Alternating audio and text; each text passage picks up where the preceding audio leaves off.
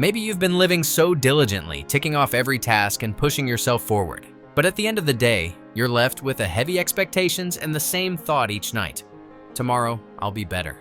But when the morning comes, you're pulled right back into the same whirlwind, trying to control everything, scared of making mistakes, chasing that happy version of life society set up for you.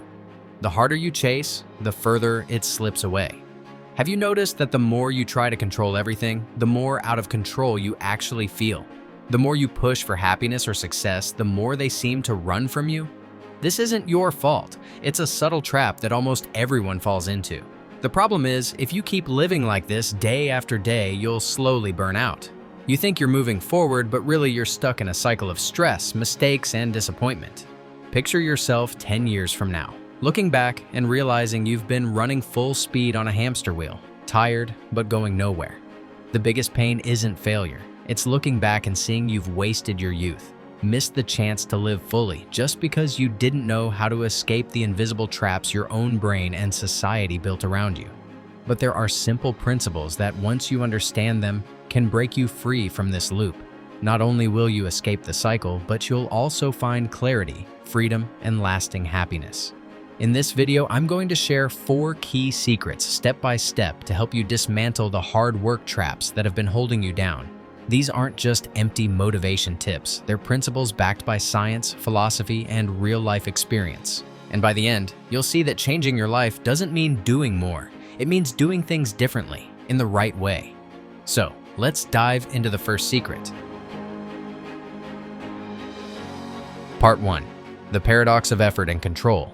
We've all been taught that to succeed, we need to control everything. But the harsh truth is, the more you try to control, the less freedom you have. In fact, the best kind of control is knowing when to let go. There are 2 paradoxes that run our lives. The first is the paradox of effort. The harder you chase something, like happiness or success, the further it slips away. The second is the paradox of control. The more you try to control every detail, the more things spin out of control. Science calls this the law of reversal. Cling too hard and you fail. Let go the right way and new doors open. As the Stoic philosopher Marcus Aurelius said, you can only control 2 things, your actions and your reactions. Everything else, like other people's opinions or outcomes, belongs to life, not to you. I used to think if I just tried harder, I would succeed. I scheduled every hour, forced myself to keep working non-stop, but ended up exhausted and disappointed. When I finally learned to act without clinging to results, I started to feel free. Turns out it's not about pushing harder. It's about putting in the right kind of effort, calm, steady, and without desperation. That's what changes everything. A friend of mine, a 30-year-old office worker, used to stay up late every night trying to finish every single task. She thought doing more would get her promoted. But the harder she pushed, the more stressed she became, making mistakes and losing her boss's trust. I suggested she read about the paradox of effort in the book The Obstacle is the Way. Then I told her to try this. Instead of controlling every email, just focus on the single most important task each day and accept what's beyond her control. After a few weeks, she noticed her work flowing better and felt a huge sense of relief throughout the year. Science backs this up. A 2018 study in the Journal of Psychology found that people who focus on actions instead of results have lower stress and higher performance. We usually think that the more we push and control, the more likely we are to succeed. But both science and Stoic wisdom say the opposite. Forcing too much burns you out, while letting go in the right way helps you go further. You can see this clearly in sports. When you practice or play casually, you perform great. But under high pressure in a big competition with expectations piled on, you often play worse. That's why the best athletes don't obsess over winning. They relax, focus on each play, and let the game flow. Life works the same way. There will always be things you can't control. Let them unfold naturally, and the results will often surprise you. But if Stoic philosophy tells us not to control everything, neuroscience adds another twist. Even when you try to let go, your brain creates invisible traps, feeding you illusions instead of truth. The brain isn't neutral. It's full of biases, constantly tricking you and leading you off track. Part 2. The secret about your biased brain. You probably think your brain is your best friend, always helping you stay sharp. Wrong. About 80% of the time, your brain is actually a traitor, pushing you to choose short-term comfort over long-term good. You might know you shouldn't try to control everything, but your brain doesn't care. It's not some objective scientist, it's more like an artist constantly painting illusions. So, how exactly does it trick us? Here are 3 of the most common traps almost everyone falls into. Cognitive biases like confirmation bias, only noticing evidence that fits your belief. The halo effect, assuming attractive people are smarter or better. And loss aversion, feeling the pain of losing $100 way stronger than the joy of gaining $100. Shape the way you see the world. The scary part is, these illusions aren't rare, they happen non-stop. On average, people are influenced by over 100 biases every single day, twisting how we make decisions. We like to think we're searching for truth, but the brain isn't built that way. Science shows it cares more about comfort and familiarity. A Cambridge University study found that people ignore about 70% of information that doesn't match what they already believe. That's why it's so easy to trust someone charming instead of looking at the hard facts. But once you realize this, it's like unlocking a new ability. You can start making clearer choices and living closer to your real goals. When I first discovered that my brain was lying to me, I was shocked. But at the same time, I felt relieved. I used to blame myself for bad decisions, but it turns out my brain was just trying to protect me with shortcuts that didn't actually work. Understanding this helped me start seeing life more clearly. Think about it. Maybe you wanted a new phone and already had brand A in mind. When you looked up reviews, you only clicked on the ones praising brand A and skipped the negative ones. That's confirmation bias. And if brand A used a celebrity you like in their ad, you'd probably believe the phone is better, even without trying it. That's the halo effect at work. Or take investing. Winning $100 feels good, but losing $100 hurts twice as much. That's why people often hold on to a bad stock instead of cutting their losses. The brain hates losing more than it loves winning. Even in something as simple as picking a restaurant, most people go back to the same place they know because it feels safe, even if a new place might be better. The brain craves the familiar, not necessarily the best. So next time you feel too sure about a decision, whether it's choosing a job or judging someone, pause and ask yourself, what bias might be controlling me right now? Sometimes that one question is enough to change your choice. But what happens if you don't realize it? Once you see how often the brain misleads us with these shortcuts, a bigger question: where do all these distorted choices actually lead us? The scary answer is, they shape our very sense of happiness. Many times, we're not living truly happy lives at all. We're just stuck inside a version of happiness stamped onto us by society and by the tricks of our own brain. Part 3. The happiness trap. Once you realize how biased the brain is, you see it doesn't just shape how we pick jobs, invest money, or judge others. It sneaks into the most important thing of all: how we define happiness. These biases trick us into believing happiness comes from money, status, or praise. But the more we chase those illusions, the emptier we feel. That's the happiness trap almost everyone falls into. Are you really happy? Or are you just consuming the version of happiness society packaged for you? Many people think happiness comes after success.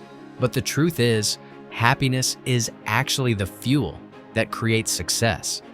Happiness isn't a destination you can chase. It's a byproduct of doing meaningful things. The 90-10 emotion rule shows that 90% of our decisions are driven by emotion and only 10% by logic. Your emotional brain reacts hundreds of thousands of times faster than your logical brain. In other words, nearly every choice you make is pressed by emotion first. The key moment is the pause between feeling and action. That's when you can use logic to steer toward long-term meaning instead of chasing society's fake happiness. I used to think happiness was a good job or a perfect vacation. But every time I got those things, I still felt empty, like something was missing. I once stood in line for 30 minutes just to buy a trendy coffee. I drank it, and right after, I felt nothing. It was exactly like chasing all those other illusions of happiness. Exhausting, time-consuming, and, in the end, meaningless. Science calls this the hedonic treadmill. According to Northwestern University research, the brain has a happiness set point. Whether you win the lottery or suffer a huge failure, within about 6 months, your brain pulls you back to that same baseline. And that's why you can never catch happiness. It always runs when you chase it. Happiness is like a cat. Ignore it, and it jumps into your lap. Society tells us that wealth, success, marriage, or a perfect body equals happiness. That pushes us to chase the perfect job, the dream partner, the ideal figure, always thinking, then I'll be happy. But here's the truth. Every person is different. No one has the same body, the same life, or the same path. How could a fisherman ever have the smooth skin of a spa worker? If you keep chasing society's standards, you'll never find happiness. Stephen Covey, the famous author of The 7 Habits of Highly Effective People, once had a moment that changed him. One morning, his child spilled coffee on his shirt. Normally, he might have snapped, gotten angry, and ruined the whole day. Instead, he paused, took a breath, and wiped the stain with a smile. That's when he realized the 90-10 rule: only 10% of life is what happens to you, the other 90% is how you respond. From then on, he lived differently, calmer, more intentional, not because life got easier, but because he got better. We all think happiness comes from having more, achieving more, but the opposite is true. The less you need, the happier you are. Acts of giving light up the brain's happiness centers more than any personal achievement ever could. When you stop chasing happiness and start focusing on helping others, you suddenly stumble into real joy. Happiness isn't in what you get, it's in the moments when you live your values. It comes from progress, not trophies, from connection, not possessions, from giving, not grabbing. So let's forget the label of happiness that society has stuck on you and enjoy life in a different way. Because once you understand happiness comes from meaning, not chasing, you're ready for the final secret, the one that turns small steps into massive change through the power of compounding. Part 4. The secret of the compounding effect. We all want happiness, but just seeing through illusions isn't enough. Life demands action, small, steady steps that bring you closer each day to your best self. This is the secret of the compounding effect. Big changes don't transform your life. Tiny actions, repeated over and over, create the magic. The way you add just 1 spoon of sugar to your coffee every morning can affect your health more than a whole year of inconsistent workouts. The compounding effect is the power of small changes building up over time. Think of compound interest. If you improve by just 1% every day, you'll be 37 times better after a year. But slip backward 1% every day, and you're left with only 3% of your original self. That's why instead of chasing huge goals, you should focus on small, steady habits that improve your system. A year from now, those little choices will reshape your life in powerful ways. Research from Stanford shows that people who stick with small habits, like reading 10 pages a day, improve learning and confidence by 25% in just 6 months. That's why people say success isn't about giant leaps, but about small, consistent steps. I used to think I needed big changes to turn my life around, a new job, a perfect plan. But when I started with little steps like writing 1 page in a journal every day, I saw myself slowly becoming a better version of me. Each small step was like laying a brick, and before I knew it, I had built an entire house. It gave me a sense of freedom and hope. You don't need to be perfect, you just need to start. Take this. Maybe you feel overweight, and you tell yourself you need that sweet latte every morning to wake up. Instead of cutting it all at once, try removing just 1 spoon of sugar each day. In a week, nothing much changes. In a month, still not much. But after a year, you'll be surprised. You'll be healthier, sleeping better, and maybe down a few pounds, all without harsh dieting. That's the compounding effect, the power of doing small things the right way for long enough. As inspirational author Darren Hardy once said, success doesn't come from big, flashy actions. It comes from small choices repeated daily. So right now, pick 1 small habit. Add a few extra veggies to your meals, or take the stairs instead of the elevator. You'll be surprised at what starts happening to your body. We often think small changes don't matter, but math says otherwise. Improving by 1% a day, reading 10 pages, saving $5, exercising 15 minutes, leads to results 37 times bigger in just 1 year. On the other hand, skipping 1 small habit, like missing 100 workouts, can drag you far behind. The compounding effect is compound interest for your life, and you can start today. Now picture this. You're 60 years old, sitting alone in a quiet room. You flip through your old journal and realize your life has just been the same loop. Work, tired, try, disappointed. By then, you'll see that what you lost wasn't opportunity, it was your youth. Life isn't about finding a perfect answer or waiting for a lightning bolt moment. It's the journey you create every single day through small, meaningful choices. When you let go of the pressure to control everything, when you see how your brain tricks you, when you stop chasing happiness and start with small steps, you're rewriting your own story. I used to wake up every morning feeling heavy, like I was carrying a backpack full of worries. But when I applied these secrets, focusing on actions instead of results, building tiny habits like journaling, I found clarity and purpose. You don't need to change the world today. Just one small step like saying thank you or giving yourself 10 minutes can be enough to begin. Studies show that meaningful little actions can increase life satisfaction in just 1 month. You can do this too. Start right now. Comment one small habit you want to begin today. A year from now, you might look back and thank yourself for that choice. And in the next video, I'll reveal the biggest secret most people miss: how to live for yourself, not for others, so you can live fully. Don't wait for the perfect moment. The best time is today. Let's build a more meaningful life together.